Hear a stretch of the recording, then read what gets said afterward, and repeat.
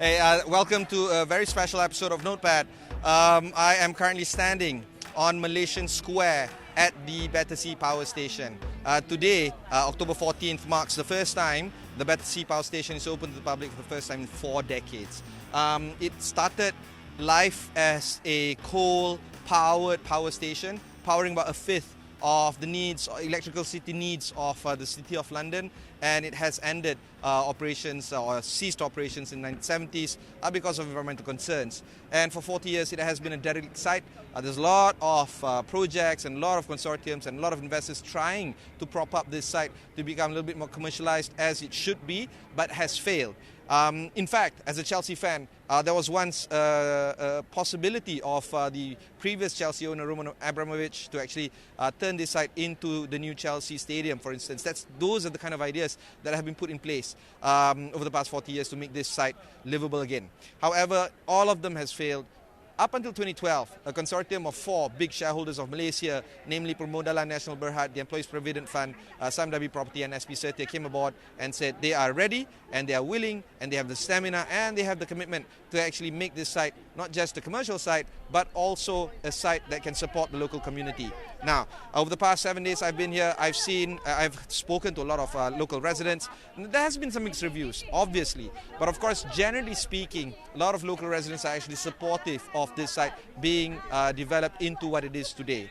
It's not just about making money, it's actually about the ability to allow for open sites. There's a lot of parks around here, Battersea Open Park and many other parks surrounding it, to allow for various opportunities for the people to use this site as an open space and open for public areas. Early on we saw the Battersea Community Choir, for instance, ensuring that their voice, literal voice, continue to remain strong. They've been supporting this project for quite some time. Now, just to give you a brief overview, behind me is the phase 1 that was done completely.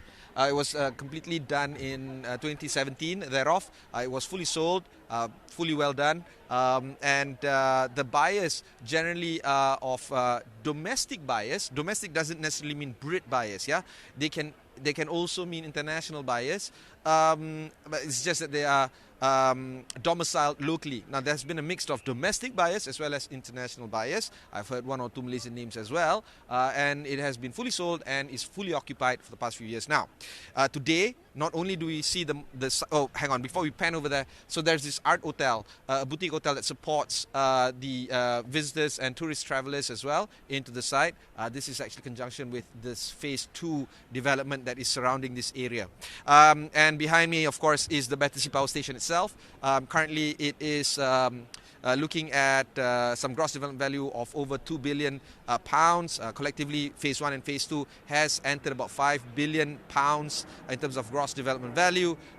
They are anticipating about £9 billion gross development value in total when the project site is completed. Word has it that it's going to be completed about 10 years or so from now, or 2033 thereof, but they don't have a clear timeline on that. Currently, when we saw the opening of this site, the statement coming in from the Mayor of London, Sadiq Khan, is actually one of a promise. Here is Sadiq Khan speaking about the issue. What can I say to our Malaysian friends and those not from here? Welcome to South London! Wow, what a day! We've been waiting a long time for this day. 39 years ago, this power station closed for the last time. We've had many, many false dawns. We were going to have a theme park here. We were going to have a football stadium here. Many other false dawns fell by the wayside. I want to thank our Malaysian friends for believing in Battersea Power Station. Let's show them the South London love.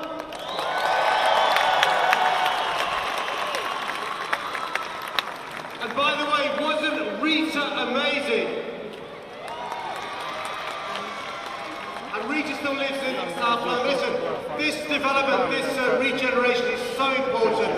Our friends from Malaysia have invested more than £9 billion in bringing Battersea Power Station back to life. We've got hundreds of shops, hundreds of restaurants, wonderful homes, wonderful offices, all making sure Battersea Power Station is on the map. map. So thank you very much for being here today. Thank you very much for believing in Battersea.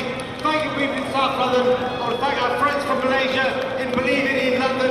And by the way, this time last year, we opened a new tube line coming to Nine Elms and to Battersea Power Station. Over the last year alone, there have been more than 5 million journeys. That shows the difference having this power station on the map makes. But you know what? Now that we're open, those numbers are going to go up. More people are going to come here, and they're going to see the joys of South London. And by the way, Okay, now before I jump into the whole phase 2 conversation, I will go into a break for now, but when we come back, we'll talk about phase 2 per se.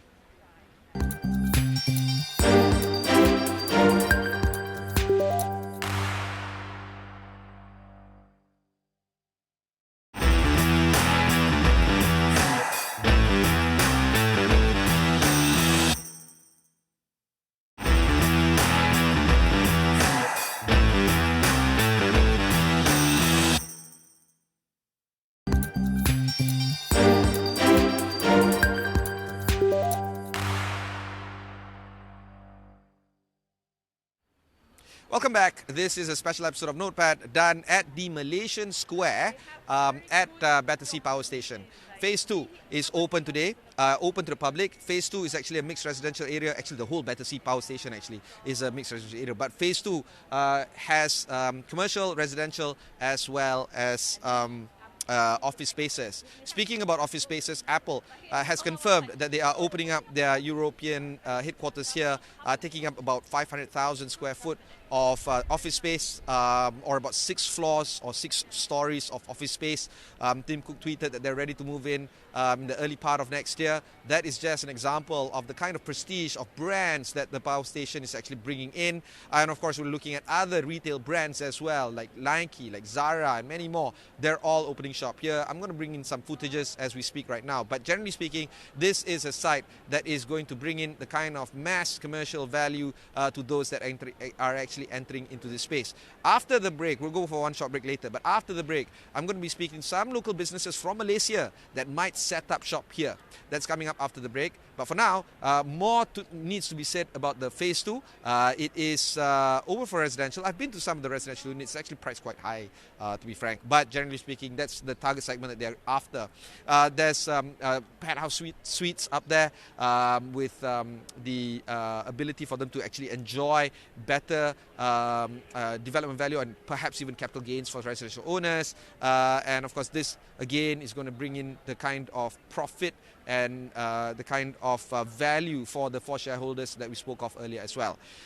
It is also important to see local residents coming in, and some of the local residents that I've spoken to have said that they are actually quite interested to see how the South Development Project is actually South London Development Project can actually support the local community as well. It is supported by the Battersea Pier.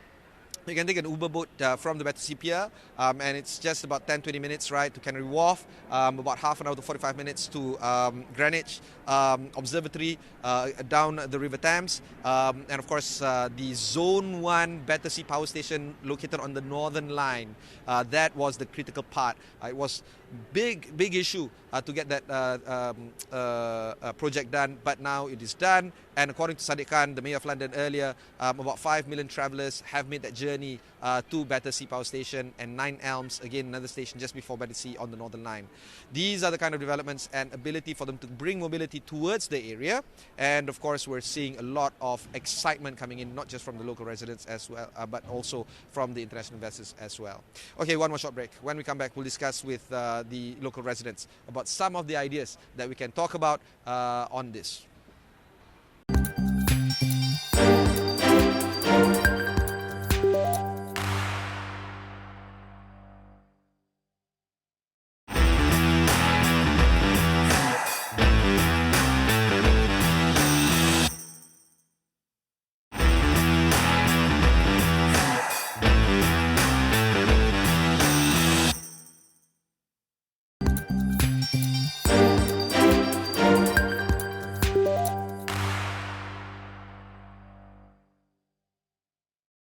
Welcome back. Just to bring some highlights into the area, let's do some quick panning. So this is the phase 3 that's going to start selling next week. In fact, on October 22nd, the Battersea Power Station Development Corporation is going to do a roadshow in London as well as in Malaysia. Behind me is Zara, the big boutique that we talked about. I'm going to just smash a bunch of images that we can bring right now. But for now, there are some conversations that I want to talk to, including the businesses that might open, Malaysian businesses that might open shop here. One of them is, of course, Serai Group. I'm speaking to the managing director of Serai Group, Najib Hamid, about the kind of possibility of setting up business here. This is Najib Hamid of Serai Group. Okay, yeah, I'm very excited. Serai Group very excited. So we're gonna have a JV company together with Manate for overseas project. So insyaAllah our first project that kita akan itu buat in overseas is in London, which is in Paddington. We're coming up with a fresh concept of a steak restaurant, which is of course that we are going to emphasize on the halal and the quality meat.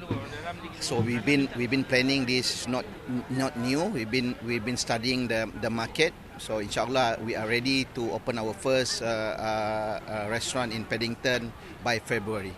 And then for Serai Group, we're also looking at the Battersea. We're in the final discussion with the Battersea management to open our Malaysian restaurant.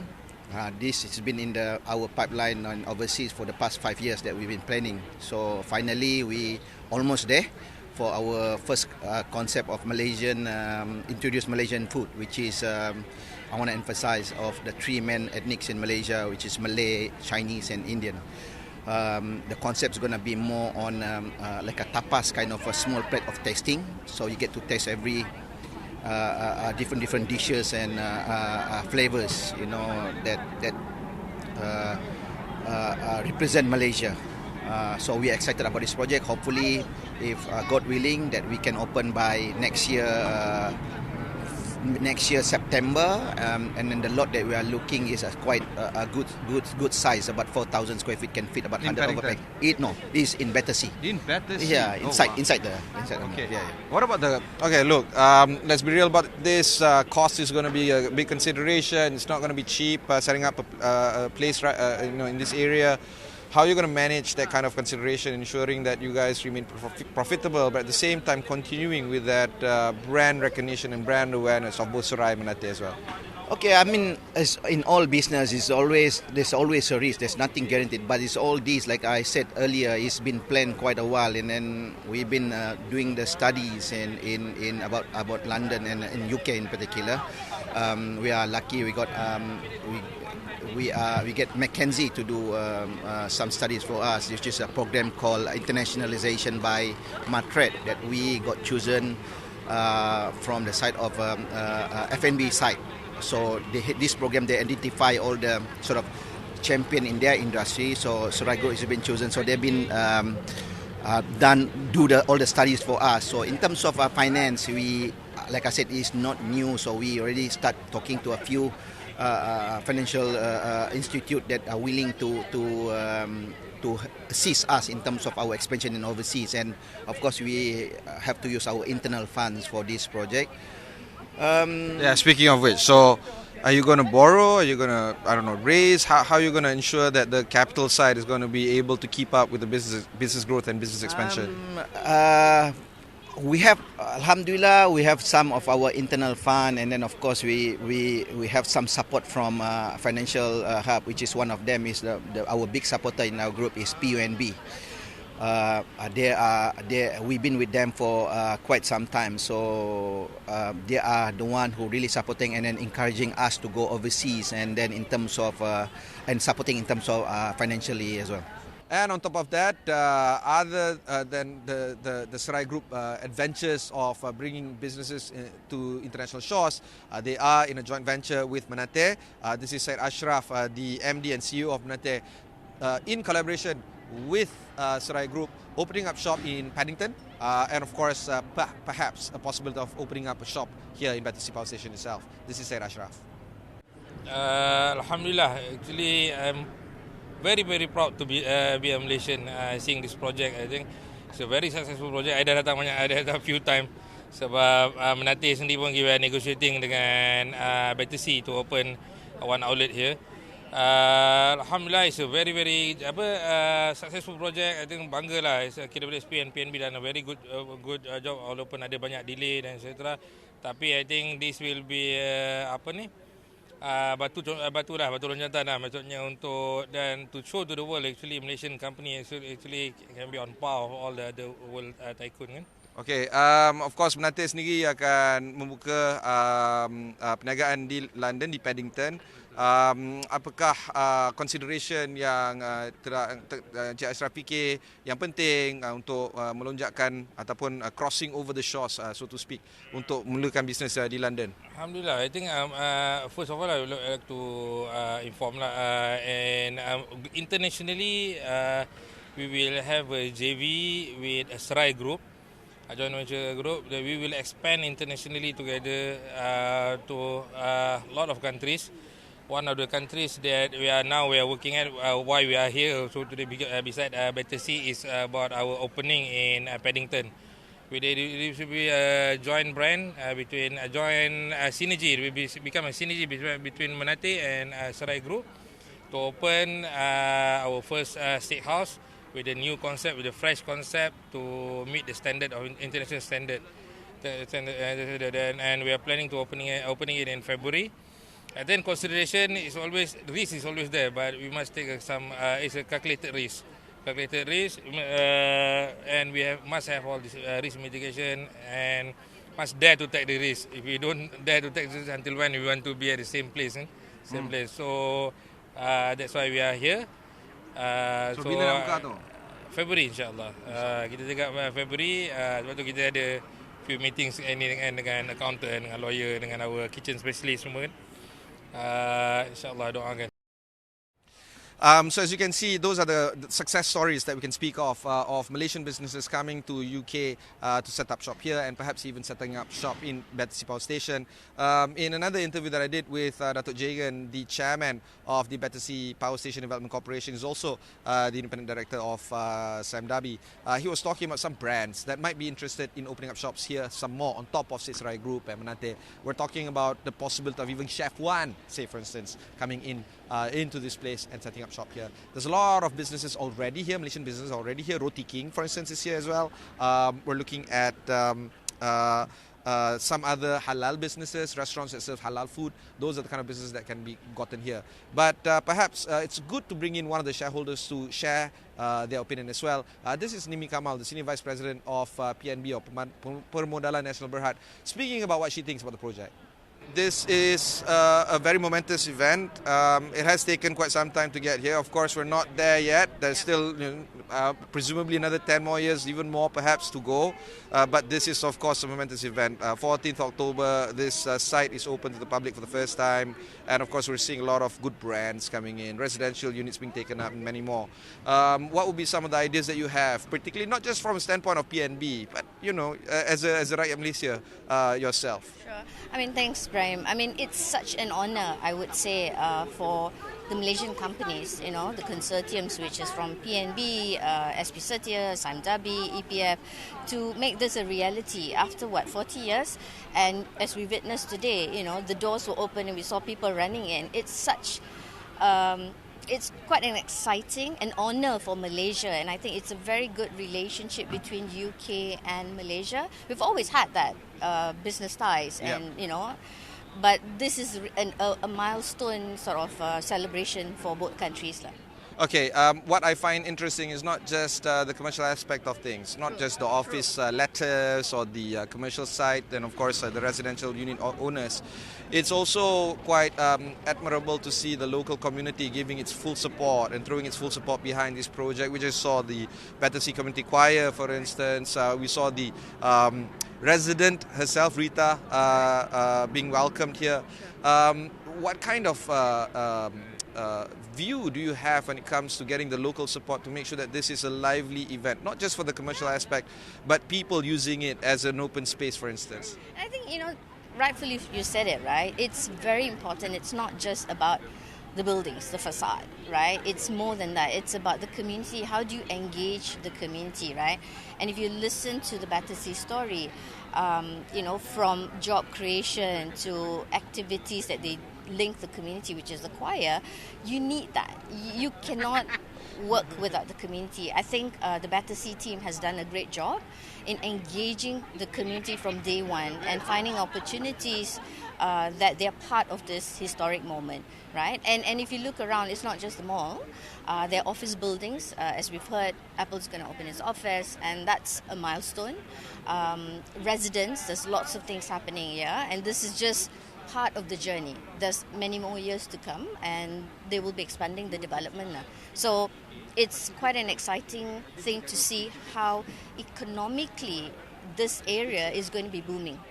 Okay, final question. This is, as we alluded to earlier, there's plenty more to come. It took a lot to get here. What does it take to get to the final destination, which is, 2033, when all the development is completed? Do you think that you should rest easy, put your legs up, seeing that everything is done? Or is there more work that lies ahead? I think this is a sign to give us that boost to excitement, so it doesn't stop. I think for us, the four consortiums have been consistent in what we've been doing, and I think this is the next phase that we will continue doing it, not putting our legs up, as you said. We will drive forward, we'll ensure that we meet our timelines and make sure this is a huge precinct that's going to be, a success story for all of us.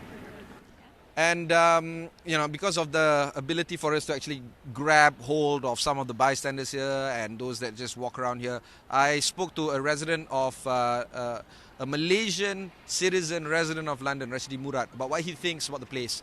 This is Rashidi. Apakah perasaan sebagai seorang rakyat Malaysia melihat projek ini siap setelah sekian lama? Sebagai rakyat Malaysia, kita bangga sebab ini salah satu investment daripada kerajaan Malaysia, dan it's a very successful story, I would say. Rasa banggalah, lepas tu ada tempat nama Malaysian Square dekat sini. Itu yang lagi kita rasa bangga, dekat tengah-tengah kota London. Jadi pelaburan ini telah pun ataupun menjagakan menelan sebanyak nilai pelaburan kasar ataupun GDP about 9 billion pounds. Dan ternyata mungkin pulangannya agak tinggi untuk shareholder Malaysia. Adakah ini memberikan kesan yang positif terhadap pelabur-pelabur di Malaysia? Dalam jangka panjang, long term, memang ada kesan positif lah. It's a long term investment kan. Dan kita semua ada melabur dalam KWSP, ada duit kita dalam tu. So it's good. Kita expect good return as well at the same time, pada masa sama juga. Tapi it's a long term lah investment ni. Memang besar pelaburan tu. Macam-macam boleh buat kat Malaysia sebenarnya. Tapi ini salah satu untuk menonjolkan syarikat Malaysia, konglomerat Malaysia mampu untuk bersaing di peringkat dunia. Because you're a local resident here, do you feel that the project is going to give a positive impact towards Malaysians in the United Kingdom? InsyaAllah, definitely. Dengan harapan banyak syarikat Malaysia buat investment di sini juga. Ada outlet, ada kedai, ada properties dekat sini. Rakyat Malaysia invest dekat sini juga sebenarnya. Okay. That's all that I have for you for this very special episode of Notepad. This is part of the new kind of segment that we're going to run right now when it comes to Notepad. Of course, we're calling this the economics of elections, generally speaking. Economics of elections with Ibrahim Sani. Economics of elections is a show that actually pushes the idea of how we bring about economics in the moment of elections. Economics of elections is the ability for us to see and quantify the impact of how we choose the government and how it brings about the economic changes that comes within. This project, by the way, if you know anything about or if you have a whiff of the kind of notions of what it takes to pull this project off, started from many administrations ago. Many of them are now in jail, in fact. And because of that, the project still goes on. Yeah. So political masters aside, businesses are still going on, trudging through a lot more, right? And it should be insulated from politics. However, how much we try, business and politics will always come together. And that's why we have to be a little bit more nuanced, a little bit more smart into how we pull this off. Now, this election is actually a momentous event because GE15 is going to set the tone for what's next for the Malaysian economy to come. It's not going to be easy, but at the same time, we kind of know what needs to be done in order for us to stay ahead of the game. We all can agree that we're particularly behind in the game right now. What do we need to do next in order for us to push on ahead? Okay, I've been here for a week. I've heard a lot. I've spoken to a lot of people. Right now, I'm convinced that this project is actually quite a good one for the shareholders and therefore, in turn, for people like you and me. I have money in ASB. I have money in EPF. I want to get good returns and I want to get great value. But for now, this is me signing off. By the way, before signing off, the area of Malaysia Square is going to be done to support local communities as well. There's an amphitheater. I'm going to be showing you all these visuals eventually. And there's going to have shows. According to Battersea Power Station Development Corporation, they're going to have a lot of talks with Maida and Matre to bring cultural events here as well. So again, it's propping up the local community item itself. So on top of that, so Malaysia Square, we're on top of Malaysia Square. Down that road, about 3 minutes walk, is the Battersea Power Station. Tube station at the Northern Line. Over there is Phase 1, and Chelsea, basically, the Chelsea Borough, Hammersmith and Fulham. Also, there's a good hotel that was put up there on the banks of River Thames. Chelsea Bridge, yeah. Those are the areas that comes over there. Behind us are all the developments that is going to come soon. So yes, plenty of developments here. So if ever you come to London, do stop by Battersea, check it out, all right? Form your own opinion. If you disagree, find out, see for yourself, what is it that you're disagreeing about. And if you do agree, and if you're supportive of the project, find out again, what are the commercial value and commercial terms that you see. It's not just about money, it's also about the community. Those are the two things that I thought is rather important for me to share with you today. Okay, for now, this is truly me, signing off from London. Take care.